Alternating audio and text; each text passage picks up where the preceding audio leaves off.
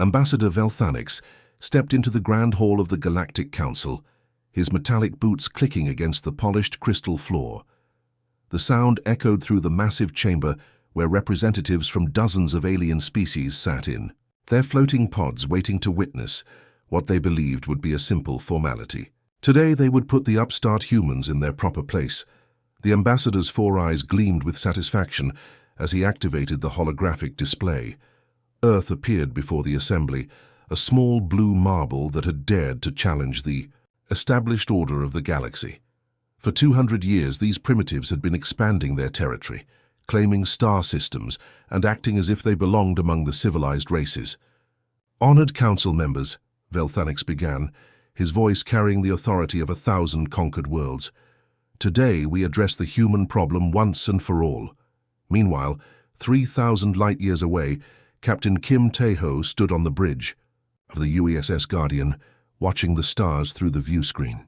His crew worked quietly at their stations, unaware that their peaceful patrol was about to be shattered by an ultimatum that would change everything.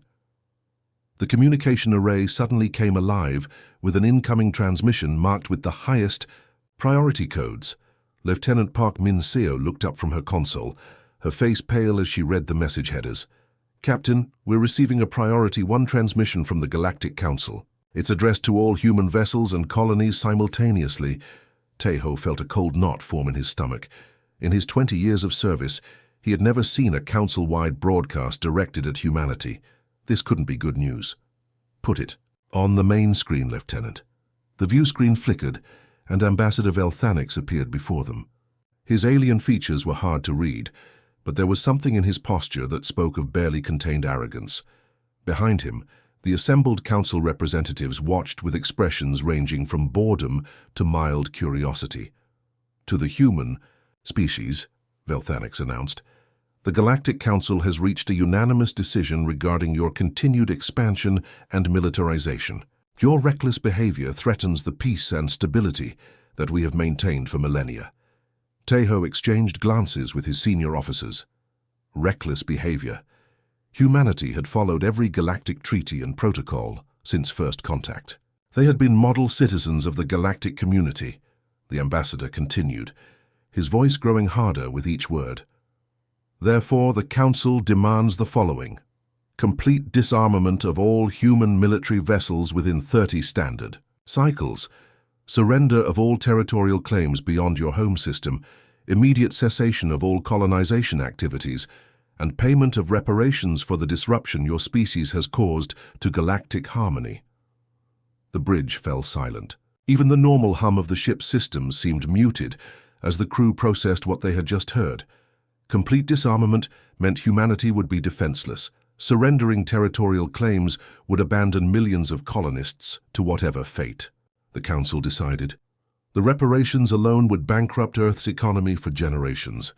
Furthermore, Velthanix added with what might have been a smile on his alien features, to ensure compliance, human military leadership will report to Council stations for processing and re-education. Your weapons technology will be transferred to Council oversight for proper disposal. Lieutenant Choi Hee-jin, the ship's communications officer, spoke up from her station. "Captain, similar transmissions are being broadcast to every human settlement, military base and civilian outpost.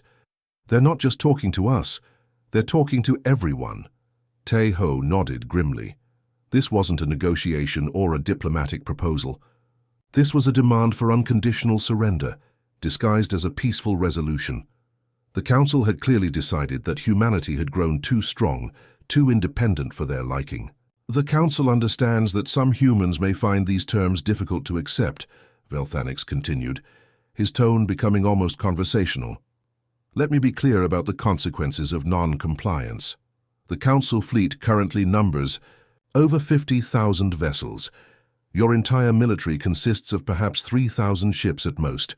Resistance would be futile and would only result in unnecessary suffering for your species."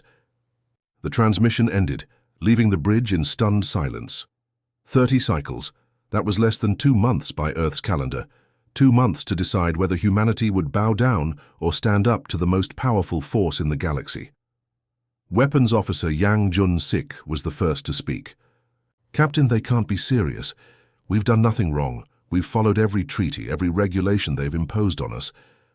That's exactly the problem, Tae-ho replied quietly. We've grown strong enough to be a threat without even trying. They want to stop us before we become something they can't control. He turned to his communications officer. Choi, open a secure channel to Earth Command. Priority Alpha classification. As the connection established, Tae-ho took one last look at the stars outside. Humanity had worked so hard to reach them, had sacrificed so much to build their civilization among the cosmos. Now in 30 cycles, they would either surrender everything they had achieved or fight the most powerful alliance in galactic history. The choice seemed impossible, but deep down, Tae-ho already knew what humanity's answer would be. The Council's enforcement fleet materialized from hyperspace like a swarm of deadly insects, their ships blotting out the stars around Earth's outer defense perimeter. 3,000 vessels of every shape and size imaginable stretched across the void, representing the combined military might of dozens of alien civilizations. At the center of this massive armada, Admiral Velthanix stood on the bridge of his flagship, a kilometer-long dreadnought that had never tasted defeat. Captain Kim Tae-ho watched the tactical display on his bridge as red dots multiplied across the screen like a spreading infection. Each dot represented an enemy ship, and there were so many that the computer struggled to track them all. His own fleet of 200 human vessels looked pathetically small in comparison, scattered points of blue light surrounded by an ocean of red. "Sir, they're broadcasting on all frequencies," reported Communications Officer Choi Hee-jin, her voice tight with tension. "Standard surrender demands. They want us to power down our weapons and prepare to be boarded." Lieutenant Park Min-seo looked up from her sensor station, her face pale. "Captain, I'm reading massive energy signatures from their ships. Some of those vessels are larger than our biggest space stations. How are we supposed to fight something like that?" Tae-ho studied the enemy formation, noting how confidently they approached. The alien ships moved in perfect parade formation, their commanders clearly expecting no real resistance. They had done this before, probably hundreds of times with other species who had dared to challenge Council authority. "They think we're going to roll over and surrender," he said quietly. "They think humans are just another primitive species that will bow down when faced with overwhelming force." On the Council flagship, Admiral Velthanix reviewed the tactical situation with satisfaction. The human fleet was positioning itself in a defensive formation around their orbital installations, exactly as expected. Their ships were smaller and far less advanced than Council vessels, using chemical rockets and kinetic weapons instead of proper plasma drives and energy cannons. "Admiral, the humans are not responding to our surrender demands," reported his tactical officer, a crystalline being whose species had joined the Council centuries ago. "Should we begin bombardment of their military installations?" Velthanix waved a dismissive appendage. "Give them a few more minutes to see reason. Sometimes the primitive species need time to accept the inevitable. When they realize the hopelessness of their situation, they will surrender." But the minutes ticked by and no surrender came. Instead, something unexpected began to happen. The human orbital stations, which had appeared to be civilian installations from the Council's long-range scans, started to change. Hidden panels slid open, revealing weapon emplacements that definitely weren't supposed to be there. Mining platforms deployed massive kinetic cannons. Commercial docking stations sprouted missile tubes. "What in the void is happening?" Velthanix demanded, as his sensors registered the new threat signatures. Those were supposed to be civilian structures. His tactical officer's crystalline face flickered with confusion. "Sir, it appears the humans have been hiding military installations throughout their space. Our intelligence reports were completely wrong about their defensive capabilities." On the UESS Guardian, Captain Tae-ho allowed himself a grim smile as Earth's hidden defenses came online. Humanity had learned hard lessons from their first contact with aggressive alien species decades ago. Never again would they be caught defenseless. "All stations, this is Guardian Actual," he broadcast to his fleet. "Operation Hammerfall is now active. Show these aliens what humans do when cornered." The first exchange of fire lit up the darkness of space like a deadly fireworks display. The Council's vanguard ships, confident in their energy shields and superior numbers, advanced toward the human positions, expecting token resistance. Instead, they flew into a killing field that had been carefully prepared for months. Human kinetic weapons, dismissed by alien strategists as primitive slug throwers, proved devastatingly effective against energy shields designed to stop plasma, bolts and particle beams. Solid metal projectiles moving at significant fractions of light speed punched through defensive barriers like they weren't even there, tearing into ship hulls with explosive force. Lieutenant Yang Jun-sik, manning the Guardian's weapons station, watched his targeting computer track enemy vessels. Firing solution locked on the lead cruiser, Captain. Kinetic rounds away. The human projectiles crossed the space between fleets in seconds, slamming into a Council-heavy cruiser that had been part of a dozen successful conquests. The alien ship's shields flared and died as dense tungsten rods punched through its hull, setting off secondary explosions that tore the vessel apart from the inside. "Direct hit," Yang reported with fierce satisfaction. "Target destroyed." But the humans weren't finished. From every direction, hidden weapons platforms opened fire. Asteroids that had been hollow shells concealing missile batteries launched their deadly cargo.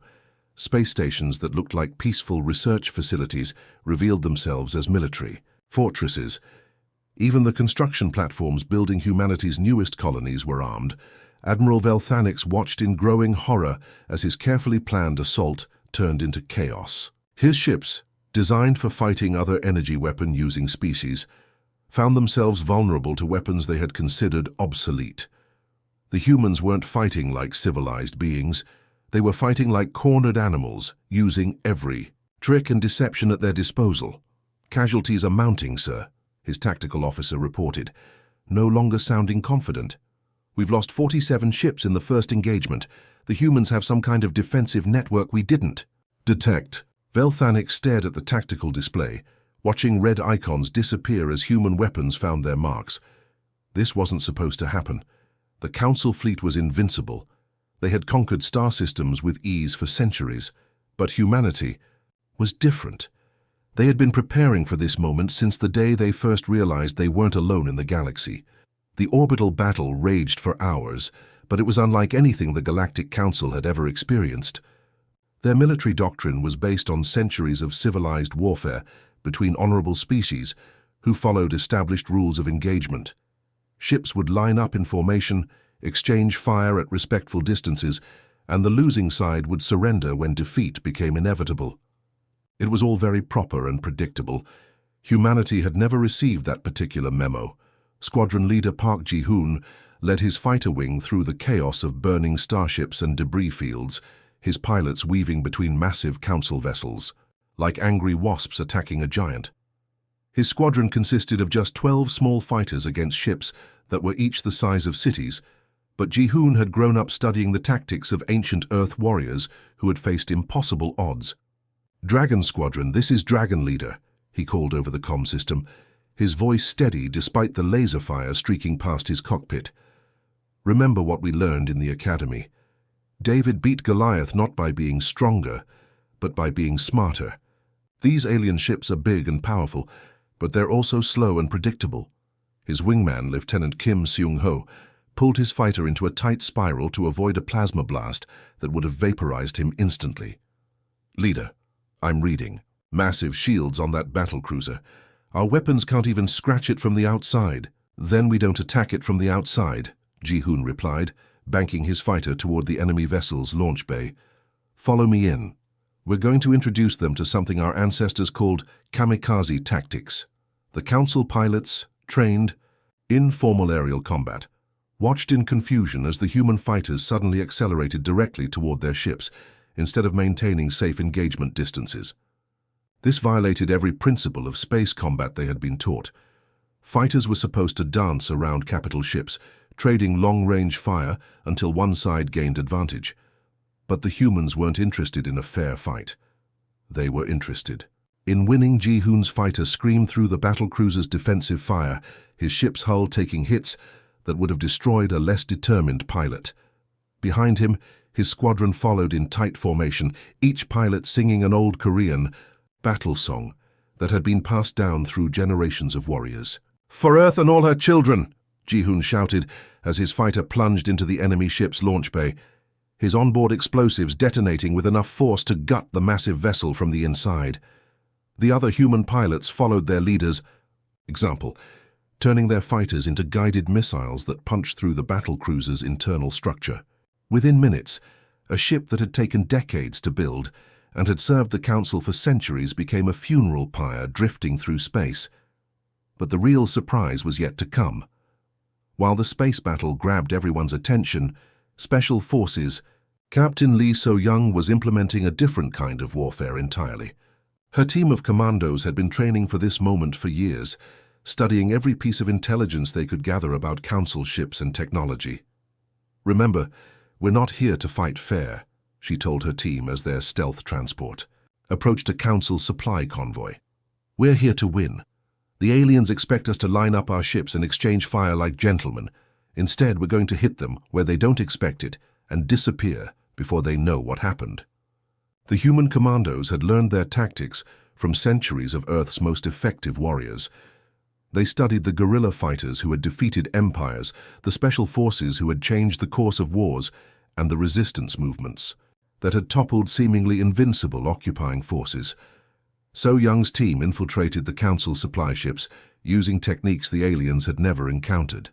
They moved through ventilation systems, planted explosives in critical systems, and sabotaged equipment in ways that would cause maximum chaos at the worst possible moments. "Alpha Team, this is Captain Lee," she whispered into her communicator, as her team planted charges throughout a massive ammunition transport. Demolition complete, initiating withdrawal. The explosions came minutes after the human team had vanished back into space, leaving the Council commanders baffled about how their supposedly secure supply lines had been compromised. This wasn't how civilized species conducted warfare. This was something primal and terrifying. Admiral Velthanix found himself fighting an enemy that seemed to be everywhere and nowhere at once. His communications were being jammed by sources he couldn't locate. His supply convoys were exploding for no apparent reason. His fighter patrols were being ambushed by enemy forces that appeared from empty space and vanished just as quickly. "Sir, we're receiving reports from across the fleet," his tactical officer reported, his crystalline features flickering with stress patterns. 17 supply ships have been destroyed or damaged. Our fighter squadrons are taking heavy casualties from human pilots who seem to have no regard for their own survival, and our sensor networks are being systematically sabotaged. Velthanix studied the tactical display, trying to make sense of the chaos surrounding his fleet. The humans had fewer ships, inferior technology, and should have been defeated within hours. Instead, his casualties were mounting steadily, while the enemy seemed to grow stronger with each passing minute. "This isn't warfare," he muttered, watching another of his cruisers disappear in a ball of fire. "This is madness." But it wasn't madness. It was the art of human war, refined through millennia of conflict on a planet where survival meant adapting, improvising, and never giving up. While other species had evolved in relatively peaceful environments, humanity had been forged in the crucible of constant struggle. Every dirty trick, every unconventional tactic, every desperate gambit that humans had developed during their violent history was now being unleashed against an enemy that had never faced anything like it. The Council was learning a hard lesson about the difference between conquering civilized species and fighting a race that had turned warfare into a science. The turning point came when Captain Ominjai received the signal he had been waiting for his entire career. His cargo hauler, the Peaceful Trader, looked like just another civilian transport vessel carrying supplies between the outer colonies. The Council forces had barely given it a second glance as it drifted through the battle zone, seemingly trying to escape the conflict, but appearances could be deceiving, especially when humans were involved. "All hands, this is the captain," Minjai announced over the ship's internal communication system. "Operation Merchant's Revenge is now active. Drop the disguise and show these aliens what Earth's merchant marine really looks like." The transformation was remarkable. External panels fell away to reveal hidden weapon batteries, Cargo bays opened to deploy fighter squadrons that had been concealed inside shipping containers. The engine signature changed as the ship's true, military-grade propulsion system came online, turning the lumbering freighter into a deadly warship. All across the battle zone, similar transformations were taking place. Transport Commander Yun Soo-jin's passenger liner suddenly bristled with missile launchers as its civilian facade dropped away. Mining ships revealed themselves to be mobile weapon platforms. Even the small personal yachts fleeing the battle turned out to be carrying special forces teams ready for boarding actions. The Council forces, already reeling from the unexpected resistance they had encountered, now found themselves surrounded by an enemy fleet that had seemingly materialized from nowhere. What they had thought was a civilian evacuation was actually a carefully orchestrated military deployment. Admiral Velthanix stared at his tactical display in growing disbelief. The number of enemy contacts had tripled in the span of minutes. Ships he had dismissed as non-combatants were now launching attacks on his flanks and rear positions. His carefully planned assault had become a chaotic free-for-all with enemies, attacking from every direction. "How is this possible?" he demanded from his command staff. "Our intelligence reports said the humans had fewer than 300 military vessels in their entire fleet." His intelligence officer, a multi-eyed creature whose species prided itself on thorough analysis, seemed to shrink into itself. "Sir, it appears our assessments were fundamentally flawed. The humans have been disguising military assets as civilian infrastructure throughout their territory. Every cargo ship, every transport, every mining operation appears to have been part of their defense network." Back on Earth, Admiral Lee Dong-woo coordinated the counterattack from his command bunker deep beneath the planet's surface. Banks of communication equipment surrounded him as he directed human forces across dozens of star systems simultaneously. This was the moment he had been preparing for since taking command of Earth's military forces. "All sector commanders, this is Earth Actual," he broadcast on the encrypted military channels. "Execute Protocol Hammer Strike. Every asset, every reserve, every hidden installation is now weapons-free. Show the Council what happens when you threaten humanity's home." The response was immediate and devastating. Human forces that had been hiding throughout their territory suddenly revealed themselves. Mining asteroids that had been slowly hollowed out over decades opened up to reveal massive weapon installations. Research stations began launching waves of military drones. Even the seemingly peaceful agricultural colonies deployed hidden defensive systems. But the real breakthrough came when Chief Engineer Kim Hae-won achieved something that military intelligence had said was impossible. Working from captured Council technology, she had managed to crack their faster-than-light communication network. "Admiral, I've got it," Hae-won announced excitedly from her laboratory aboard the command ship. "Their quantum entanglement communication system uses a frequency pattern I can replicate. We can coordinate simultaneous attacks across multiple star systems now." Dong-woo smiled grimly as he realized the implications. The Council's greatest advantage had always been their ability to coordinate their vast fleets across interstellar distances. Now, humanity had that same capability. "Patch me through to all human forces, everywhere," he ordered. "It's time to show these aliens what coordinated warfare really looks like." The synchronized attack that followed caught the Council completely off guard. In 17 different star systems, human forces struck Council installations and supply lines at exactly the same moment. The aliens, who had been preparing to reinforce their main fleet, suddenly found themselves fighting desperate defensive battles on multiple fronts. Commander Park Jin-woo led the assault on a Council forward base that had been established to support their invasion fleet. His mixed force of regular military units and disguised merchant vessels hit the alien installation like a hammer blow, destroying supply depots and communication arrays before the defenders could mount an effective response. "Target neutralized," he reported back to Earth Command. "Council reinforcements won't be coming from this sector." Similar reports flooded in from across human space. The Council's logistics network, built over centuries of successful conquests, was being systematically torn apart by an enemy that seemed to be everywhere at once. Admiral Velthanix watched his strategic situation collapse in real time. His casualty reports were unlike anything in Council military history. Entire squadrons were being destroyed by enemies that appeared from empty space. His supply lines were under constant attack, and now his reinforcements were reporting that they were under assault in their home systems. "Sir, we're receiving withdrawal requests from 12 member species," his communications officer reported. "They're saying the casualties are unacceptable and they want to negotiate a ceasefire." Velthanix felt his career crumbling around him.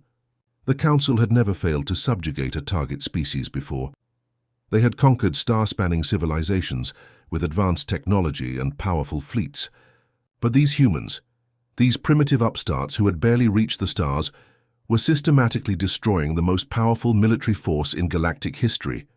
The price of their arrogance was becoming clear, measured in the burning hulks of ships and the screams of dying crews. The final battle took place among the twisted wreckage of what had once been the most powerful fleet in galactic history. Broken Council ships drifted through space like metallic tombstones, their hulls torn open, and their crews either dead or desperately trying to escape in whatever lifeboats they could find. The proud formation that had arrived to crush humanity now looked like a scrapyard floating in the void. Admiral Lee Dong-woo stood on the bridge of his flagship, the Indomitable, watching the aftermath of humanity's greatest military victory. Around him, his crew worked quietly at their stations, monitoring the surviving Council forces and coordinating rescue operations for any alien survivors who weren't actively shooting back. "Sir, we're receiving surrender requests from 43 Council vessels," reported Communications Officer Lim Hyasun. "They're asking for terms and safe passage back to their home systems." Dongwoo nodded slowly. The fighting was effectively over, but the real work was just beginning. How humanity handled this moment would determine their place in the galaxy for generations to come. "Open a channel to all surviving Council forces," he ordered. "Full broadcast, all frequencies. Let's make sure everyone hears this." Captain Kim Taeho, his own ship battered but still functional after the brutal fighting, watched from his bridge as the human fleet admiral prepared to address their defeated enemies. The Guardian had survived the battle, though barely, and Taeho couldn't help but feel a mixture of pride and exhaustion as he looked at his crew. "We did it," Lieutenant Park Min-seo said quietly from her station. "We actually did it. We beat them." "No," Taeho replied, his voice thoughtful. "We survived them. There's a difference. Now we have to figure out how to live with what we've done." Across the communication networks, Admiral Dongwoo's image appeared on screens throughout the battle zone. His uniform was torn and stained with smoke, his face showing the strain of the past few days, but his eyes held a calm authority that commanded attention. "To all Council forces," he began, his voice carrying clearly through the translation systems. "I am Admiral Lee Dongwoo of the Earth Defense Forces. The fighting is over. Your invasion fleet has been defeated, and your military objectives are no longer achievable." Admiral Velthanix, trapped in the command center of his crippled flagship, watched the human admiral with a mixture of respect and bitter defeat. His own fleet was scattered, his casualties beyond anything in Council military history, and his career was certainly over. But something in the human commander's tone suggested this wasn't going to be the massacre he had expected.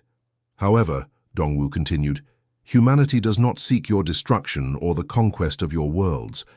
We fought this battle not for territory or resources, but for the right to exist as free beings in this galaxy. That right has now been established."